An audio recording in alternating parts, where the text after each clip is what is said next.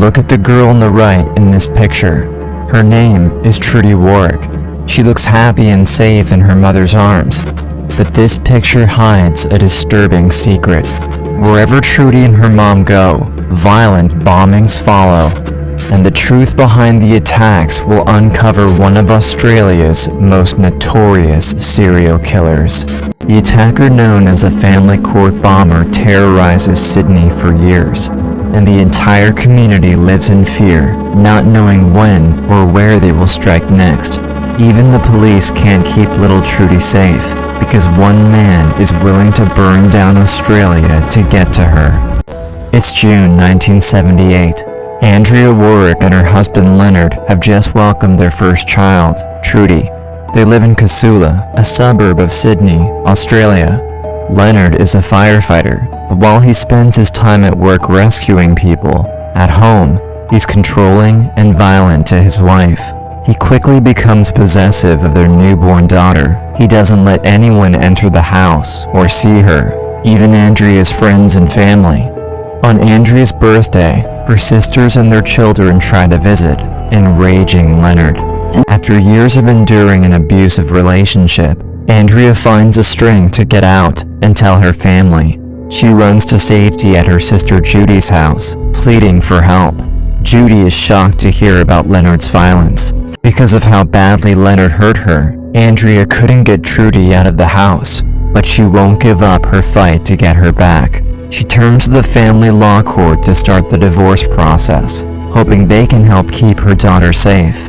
She gets full custody of Trudy, and they move in with Andrea's dad, Leslie, and her brother Stephen. Leonard gets visiting rights, but it's not enough for him. He keeps their daughter longer than he's supposed to, completely ignoring the visitation schedule. Leonard doesn't care about the court's orders, and Andrea decides to confront him to get Trudy back. Worried that Leonard might hurt her again, Andrea asks her brother Stephen to go with her, and they approach Leonard together. Stephen calmly asks Leonard for Trudy, but Leonard slams the door closed, refusing to give her up. Andrea has to go back to court for help getting Trudy back, but they have no idea how far her father will go to keep her. It's February 22nd, 1980.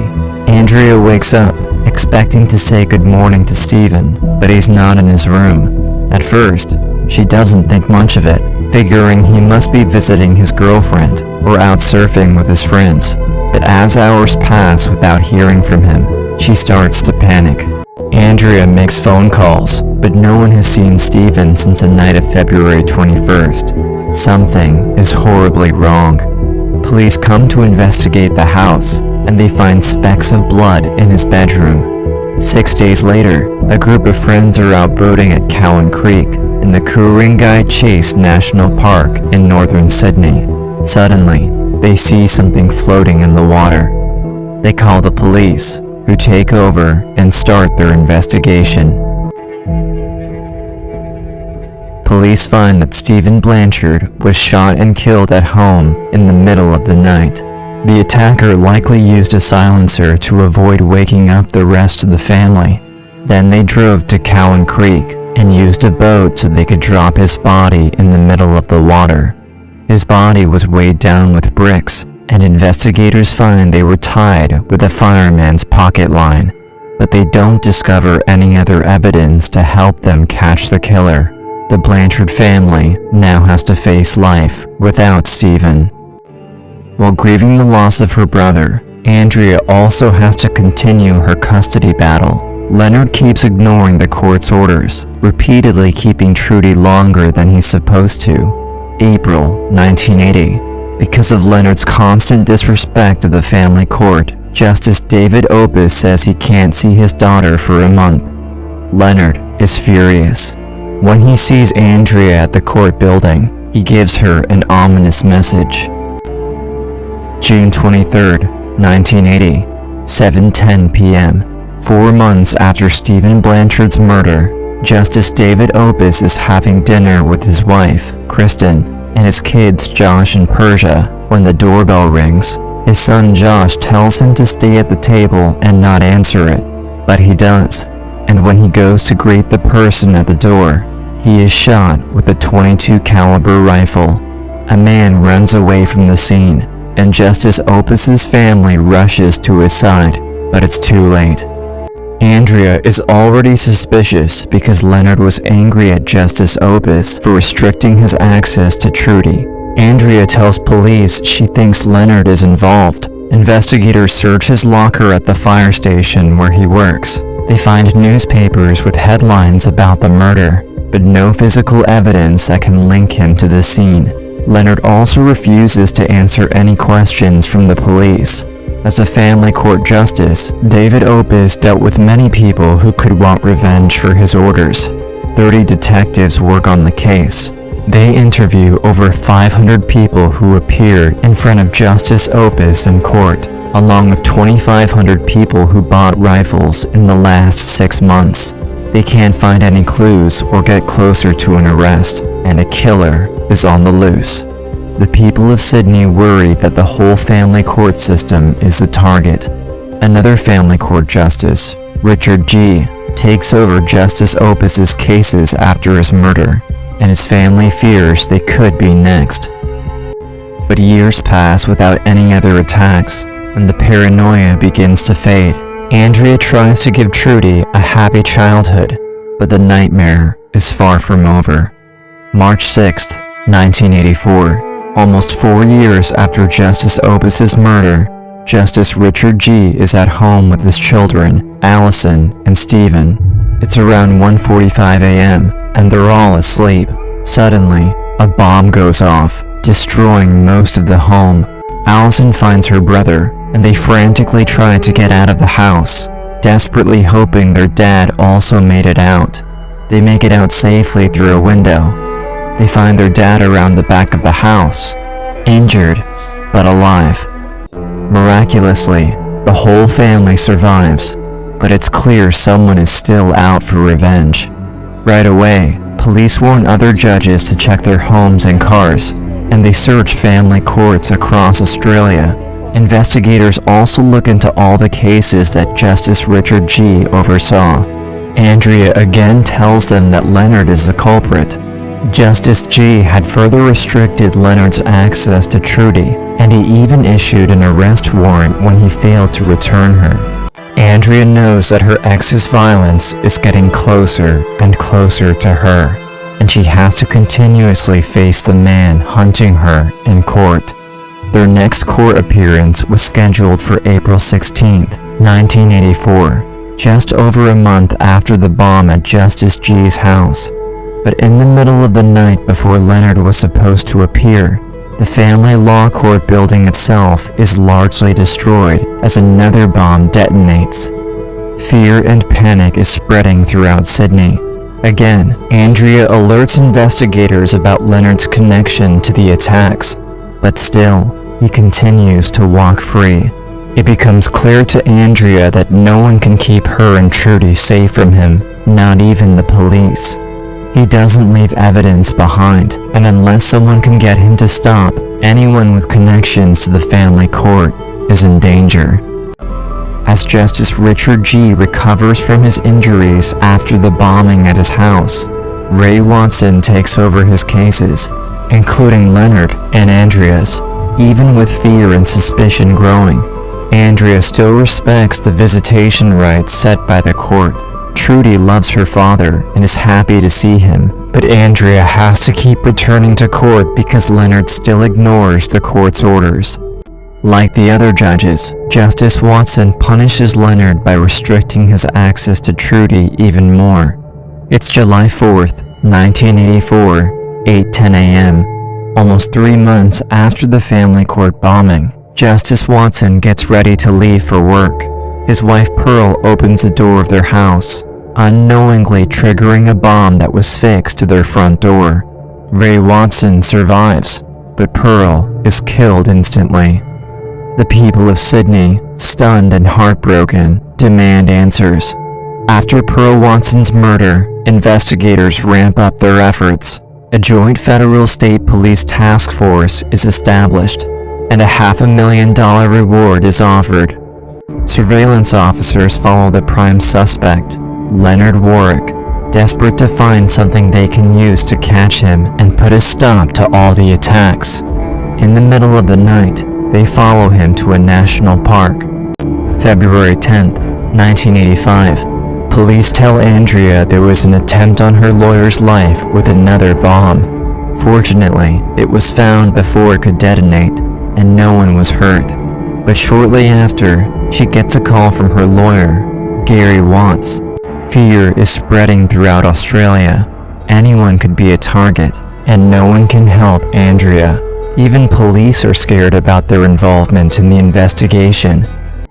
As Leonard intimidates the police with his own surveillance, the attacks keep getting closer to home for Andrea. All the while, she tries to shield Trudy from the violence that haunts them, and it's taking a massive toll.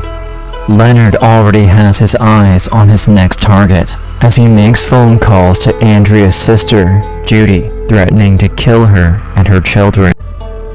Even though Andrea and the police believe Leonard is responsible for all the attacks, they still haven't been able to find anything they can use to arrest him. They've tried surveillance, offering reward money, and putting numerous detectives and resources into their efforts, but nothing is working. Andrea is terrified. Leonard stalks her, often parking in front of the house and watching her every move. One day, he shows up at the house and yells at Andrea, demanding to see Trudy for an unscheduled visit. When she says no, he grabs Trudy anyway and starts to run. But Andrea chases him, refusing to let him take her away. In response, he punches Andrea in the face. Shocked, she quickly gets Trudy and runs back inside, locking the doors behind them. Andrea is desperate to get herself and her family away from him and his violence. Even with the threat to her life, Andrea's sister Judy steps in. A devout Jehovah's Witness, Judy turns to her congregation for help. They need to escape in secret to stay safe from Leonard. Her congregation steps up, helping them move away so they could hide. Andrea does all she can to protect her daughter from Leonard and the destruction that follows them. Leonard doesn't know where Andrea and Trudy went, but he won't give up his search. He makes multiple phone calls to members of Judy's congregation, demanding to know where they are. July 1985. 5 months after Andrea and Trudy made their escape, Leonard hasn't found them, and there haven't been any more attacks. But there are 2 break-ins at the Jehovah's Witness Kingdom Hall in Casula, southwest of Sydney. During one of the break-ins, a window shatters and cuts the intruder. They leave blood on the carpet, but with the limited capabilities of the time, investigators can only determine that it's O positive, and they can't use it to charge anyone. They don't find that anything was stolen, and no one knows why the intruder broke in or what they did.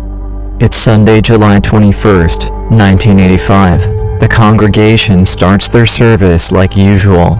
There are over 100 members in the building, including Joy Wykes and her husband, Graham. A bomb was placed under the stage at the Kingdom Hall, timed to go off during the service. Graham Wykes is killed, and dozens more have life-threatening injuries, including little children. The Blanchard family is devastated to hear the news. Joy Wykes had helped the Blanchards pack for their escape, and Andrea blames herself for Graham's death and all the injuries at the Kingdom Hall. Police take a search warrant to Leonard's house, and they find handwritten notes with phone numbers of Jehovah's Witness members, but he refuses to answer any questions or give a blood sample. Their attempts to catch him are still hopeless. The attacks continue to follow Andrea everywhere she goes, even when she escapes Leonard's stalking. She is overwhelmed with sadness, fear, and guilt. She knows what Leonard wants, and that people throughout Australia will continue to die unless he gets it. Andrea makes a heartbreaking choice in a desperate attempt to end his reign of terror. She gives him full custody of their daughter Trudy. Over the course of nearly 10 years, Andrea has suffered immensely. She was in a physically and emotionally abusive relationship. She made the brave choice to get out, but her fight never stopped. Her own brother was murdered, and after 4 bombings, 3 more murders, and families ripped apart by violence and destruction, Andrea knows she is the only one who can stop the family court bomber. Trudy also wants to live with her father, exhausted from constantly moving around and being in the middle of the fighting between her parents. As Andrea predicted, the attacks come to an abrupt end, but with a huge sacrifice. Leonard Warwick is still a completely free man, and now he has their daughter too.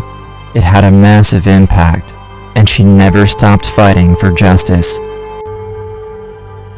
Trudy spends her childhood living with Leonard, who many think of as the family court bomber.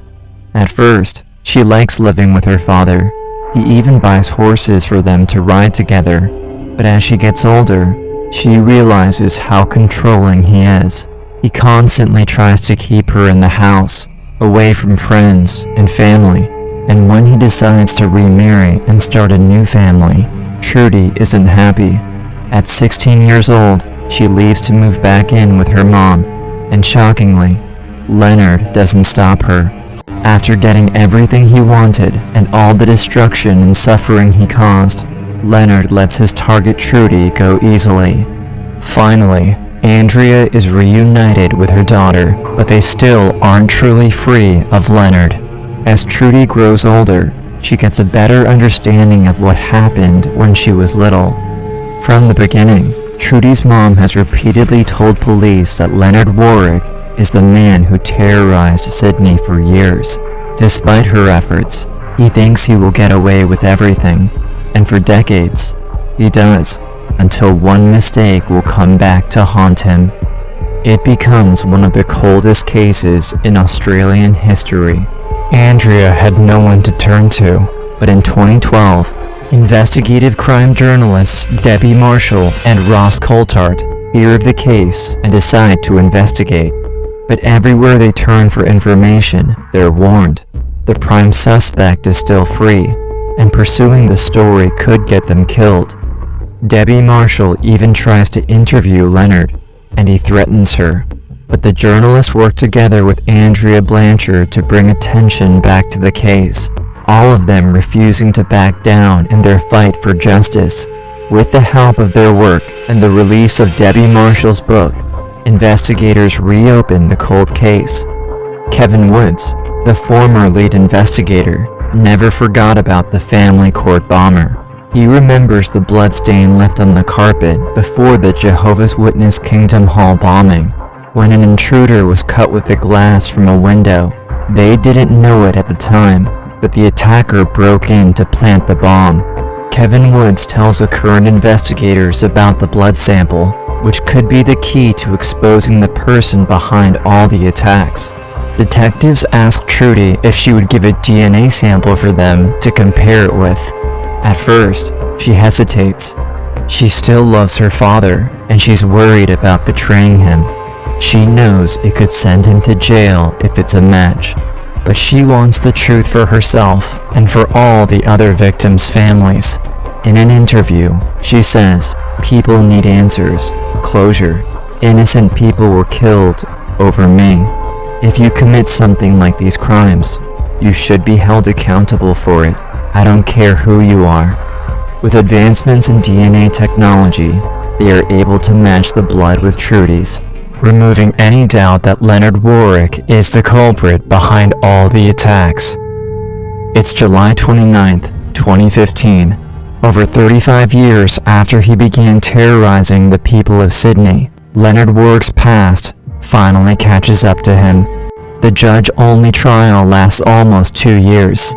Warwick pleads not guilty to over 20 charges against him, but with the overwhelming evidence and the help of Andrea's testimony, he's convicted, and he gets 3 life sentences without parole.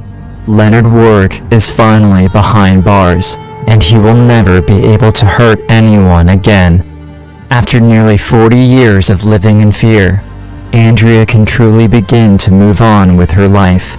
She still has a very close relationship with Judy and Trudy, and they continue to honor Stephen's memory today. Andrea hopes her story will bring awareness and support to survivors of domestic violence. She encourages others in similar situations to get out of the relationship and seek help. Andrea stood up for herself to escape her abuser, and with the help of others who never gave up, she brought justice for so many families throughout Australia who were impacted by the attacks.